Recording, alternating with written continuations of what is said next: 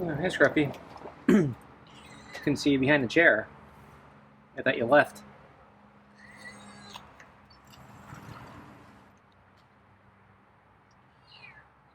So I saw Scruffy line up about a half hour ago. So we're actually early. I'm about an hour earlier, or an hour early to dinner. So he lined up early today. So I have the last of the ocean whitefish, meaty pate, and kibble.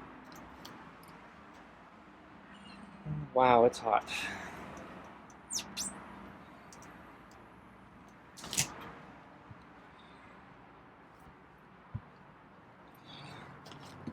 Okay, get the glove on.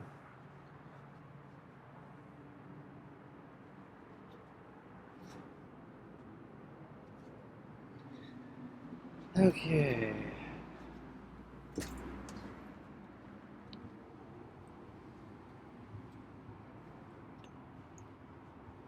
So the temperature spiked up today, as expected. We're unfortunately only beginning our heat wave. So this is nothing compared to what it's going to be in a few days. I actually expected today to be a lot worse. I think I expected yesterday to be a lot worse too. So I guess that's managed expectations. But fortunately, yeah, the worst is still to come, so...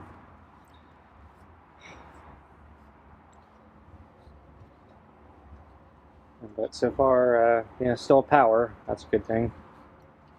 And so far, the AC hasn't broken down.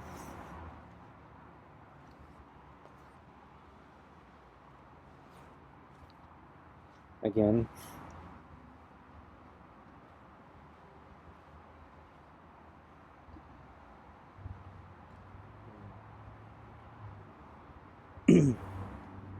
So it was 2 years ago. Yeah, it was. My AC went out twice.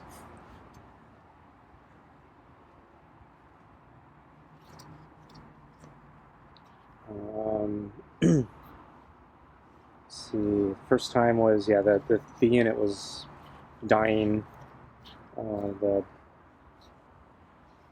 Fortunately, the repair person was able to get it working again, barely. It was old enough that he thought that it needed to be replaced, but he was trying to get me through the summer. Almost didn't get it fixed, but for various reasons. But yeah, last ditch effort, got it.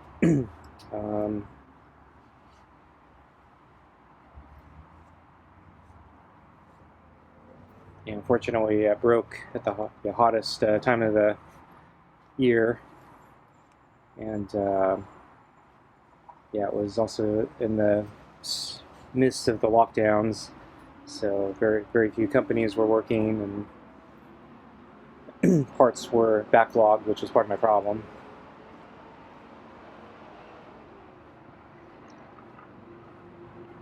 So then I think later, I think it was only a few weeks later, then yeah, AC went out again. Don't know why, or didn't know why at the time. Called the guy back, and he looked at it, and basically, yeah, the fuse got blown, and had to replace the fuse. Wasn't a huge problem, but yeah, I didn't know how to diagnose it or fix it, so he showed me how the fuses work. So in theory, I could try to fix that type of problem. But he did warn me to make sure to cut the circuit breakers to the entire house. I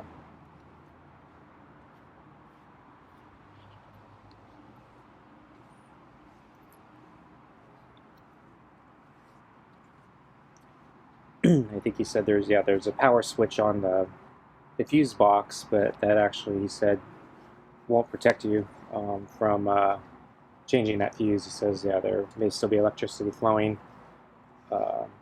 through that breaker or through that unit. But so far I haven't had to worry about that, so hope it stays that way.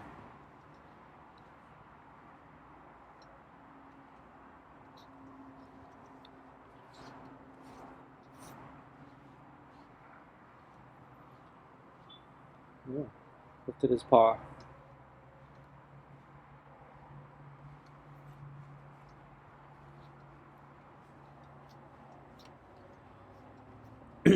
So let's see.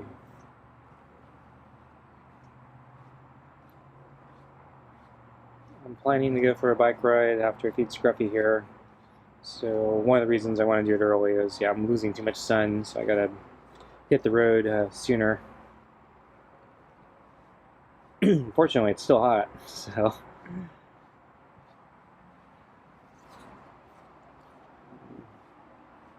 I'm hoping it will cool down noticeably as I'm on my ride, because right now it still feels a little too hot to ride. I was actually feeling a little energetic earlier today. I really kind of wanted to go out and ride then, but it's too hot.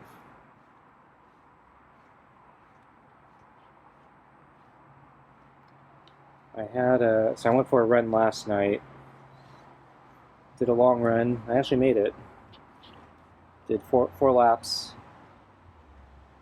And started cooling down, I think, on that third lap. Start getting a breeze. And so that third and fourth lap, I think I actually did better. My time wasn't great, but it wasn't bad. So I think the 3 laps came in a little bit under an hour, which is, I'll say, good. Not great. I used to do a lot better, but before my injury. But I'll take it. Unfortunately, I still have bad days where I'll come in over an hour. By the end of the 4th lap, I was actually feeling pretty good. I think in hindsight, I probably should have pushed it and tried to go a little further, but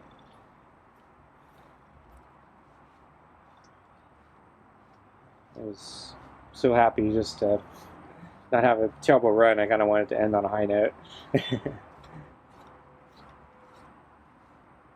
But in retrospect, yeah, I left early enough and I was making good enough time that I could have extended the route and still would have had a bit more sunlight.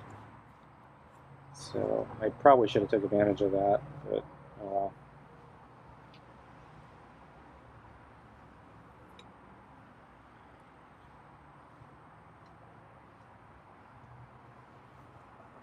It's a very quick turn by Scruffy there. I was worried he's going to strike.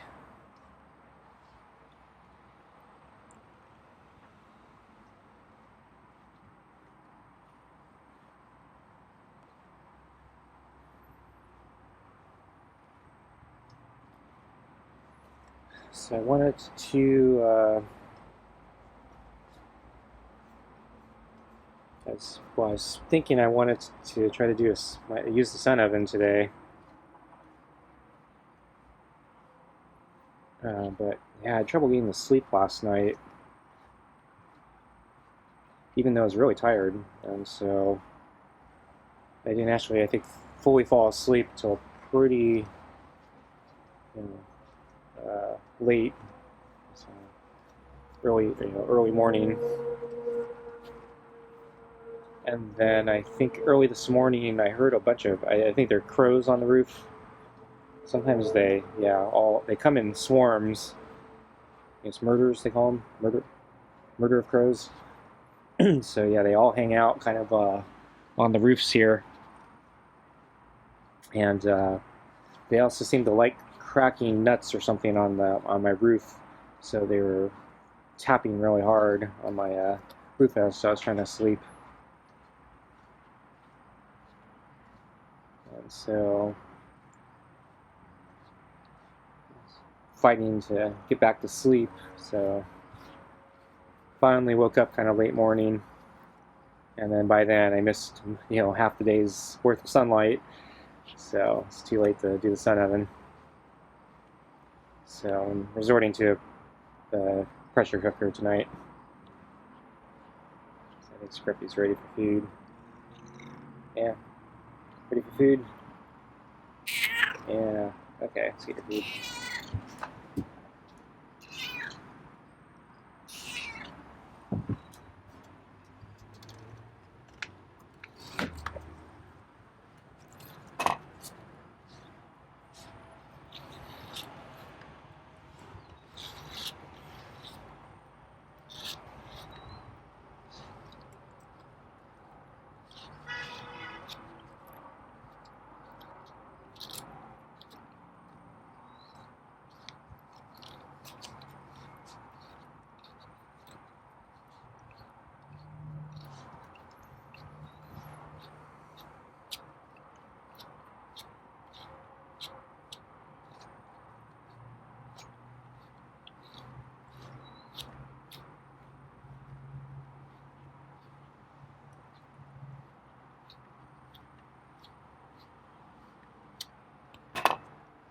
Okay.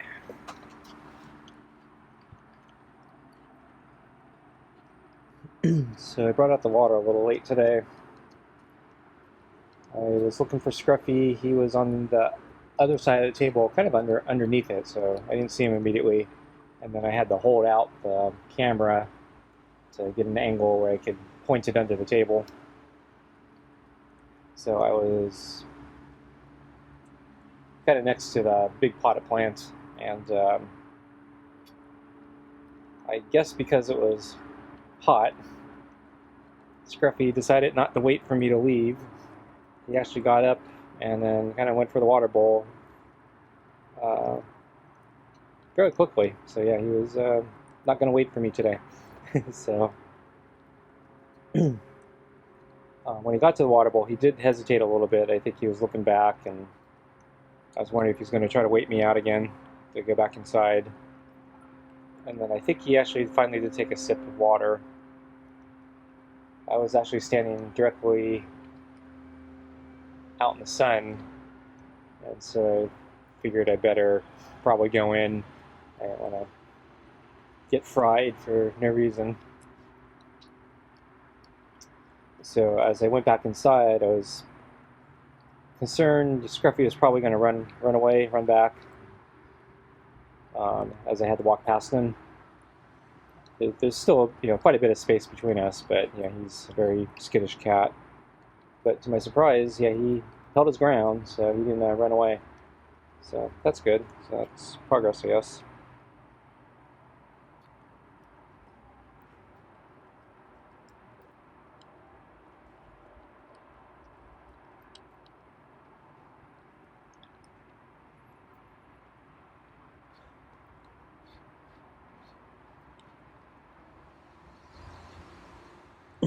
So let's see. Last night on my run, on the way to the park, I saw the friendly cat sleeping in a driveway. I didn't want to wake him. And then as I continued walking, I saw the friendly cat's pal and the smaller black and white youngling, and they were like hanging out in the perimeter between the house that I just left and the house next door. And so it looked like the youngling was kind of interested in me, kind of not. So yeah, the youngling doesn't seem like it's developed the typical feral cat behavior yet. So, and I think these particular cats, they're more stray than feral. I think, so because the friendly cat has a collar, I think somebody's actively taking care of these cats.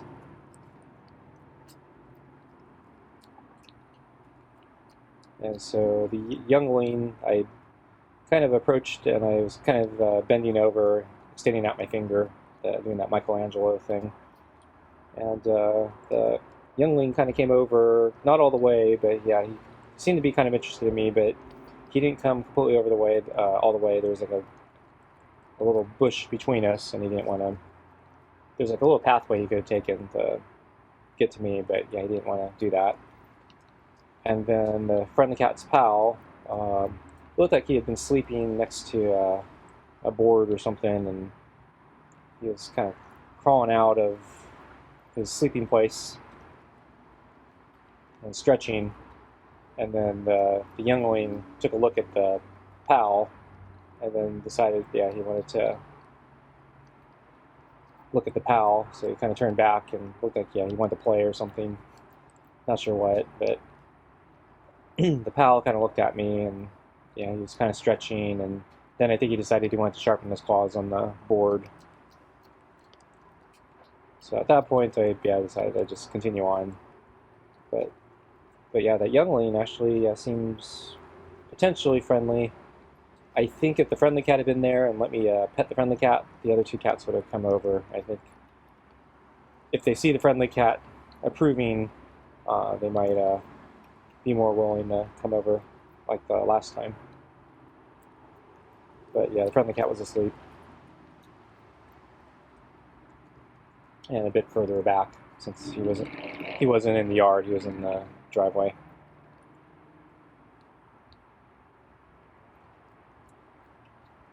And then when I came back from my run, as I was leaving the park, I saw the friendly cat was near the exit or entrance of the park, and there was a couple kind of bending down trying to pet the friendly cat.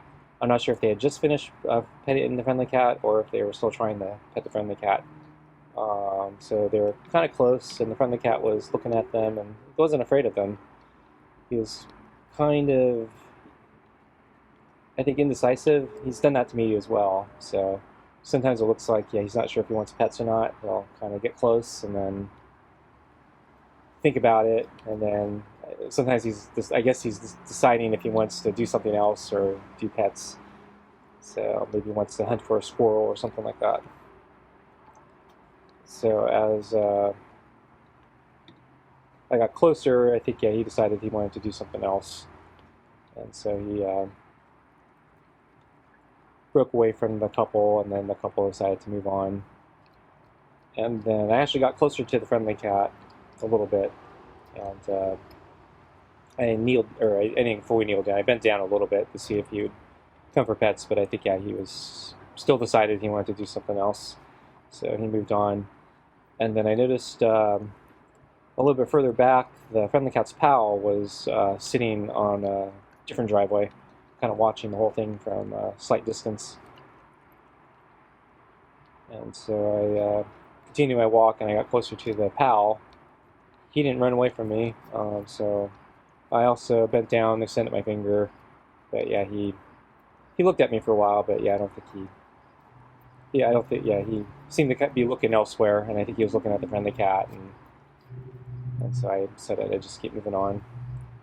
I didn't see the youngling, so I don't know what happened to the youngling at this point.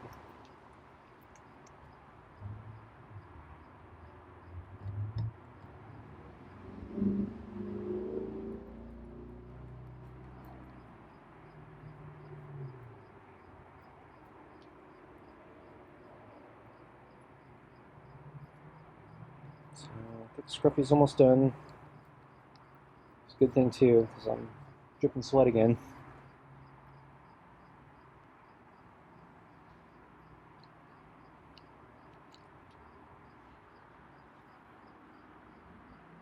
Like to get going, go for my ride. It's still too hot, but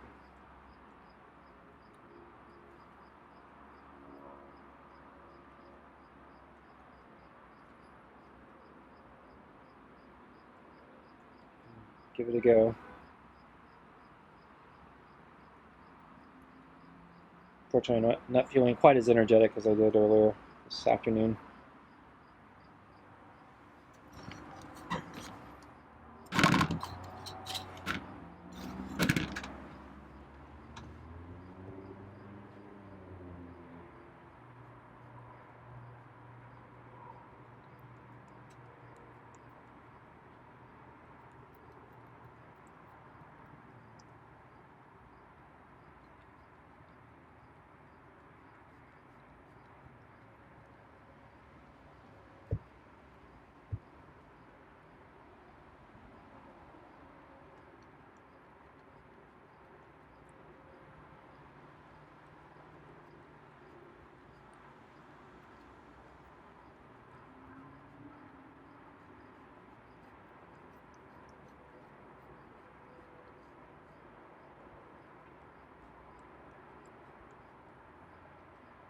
So I hear a cricket in the distance.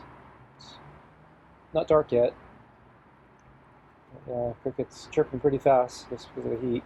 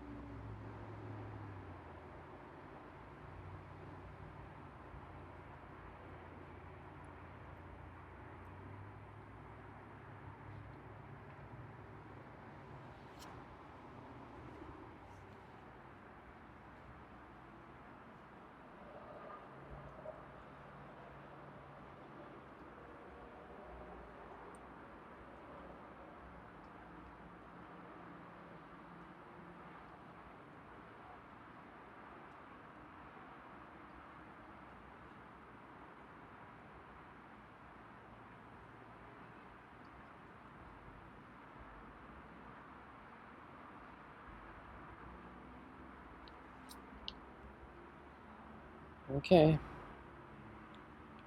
So Scruffy's done.